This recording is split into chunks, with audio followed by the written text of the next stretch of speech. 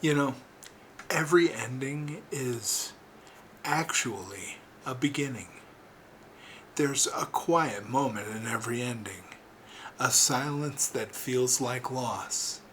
It's that breath you take after the final goodbye, the moment the door closes, or when a dream you worked so hard for finally slips away.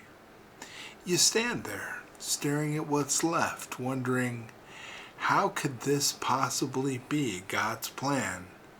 And yet, what we call the beginning is often the end.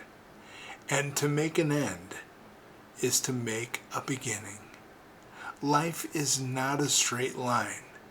It's a circle of grace where every sunset is secretly preparing the sunrise. Endings do feel final because we can't see beyond them. When the job ends, when the friendship breaks, when the loved one passes, our hearts whisper, is it over? But God doesn't see it that way. He sees the unseen, the continuation of purpose beyond the visible. He sees that the soil of endings is the very place where the seeds of new beginnings grow. Just as a seed must fall to the ground and die before it can produce life, so must many of our chapters come to a close before the new ones can bloom. Now, think about Jesus' final hours. The disciples were crushed. Everything they believed in had collapsed. Peter wept bitterly, ashamed of his denial. Mary stood at the foot of the cross, her heart breaking as she watched her son breathe his last breath. When Jesus cried out, "It is finished," the world heard the end. But heaven heard the beginning. At that very moment, something extraordinary happened.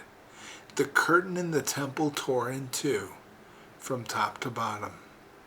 What separated humanity from God was no more. The cross, once a symbol of defeat, became a bridge of victory. They laid his body in a tomb, cold, silent, still. The stone rolled into place, sealing what they believed to be the end of everything good.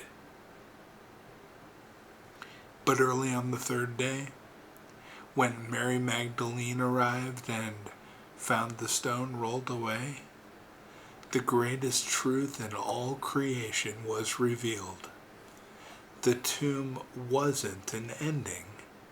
It was a doorway.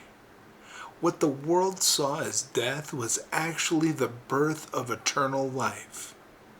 And maybe your cross doesn't look like wood and nails. Maybe it's the divorce papers you never thought you'd sign.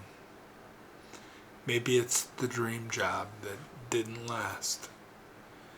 Maybe it's the child you lost, the relationship that couldn't be mended, or the version of yourself you don't recognize anymore. And you're standing there thinking, God, why would you let it end like this? But what if he isn't ending your story? What if he's simply turning the page? Because with God, there's no such thing as a wasted ending, only unfinished miracles. And when everything fell apart for the disciples, they didn't realize that was the very event that shattered them was setting the stage for their transformation. Peter, who had denied Jesus, became the rock upon which the church was built. Thomas, who doubted, became one of the first to proclaim, "My Lord and my God." And Mary Magdalene, the woman who wept at the tomb, became the first witness to the resurrection. Their heartbreak was the soil of their calling, and so is yours. You know, Jesus once said in John 12, verse 24, "Unless a kernel of wheat falls to the ground and dies, it remains only a single seed. But if it dies, it produces many seeds." And every ending in your life, every broken moment, is a seed buried beneath the surface. You may not see what God is doing, but He's working beneath the soil of your sorrow. He's rewriting the narrative. He's transforming the end of your dream into the beginning of your destiny.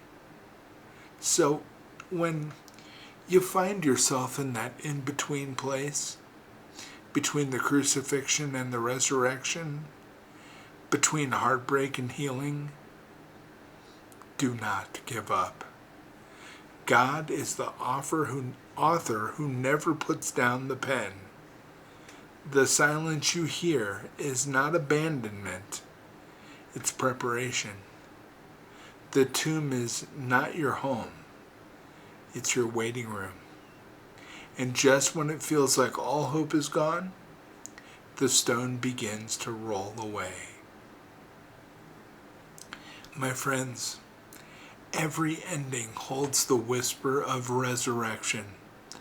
Every closed door is God's way of guiding you toward another that's opening. The same God who transformed the cross into victory can transform your pain into purpose. So, the next time life closes a chapter, don't cry because it's over. Breathe, because a new one is about to begin. God never ends anything without the intention to begin something better. Your story isn't finished. It's just turning the page. Truth. God bless you, my friends. Bye-bye.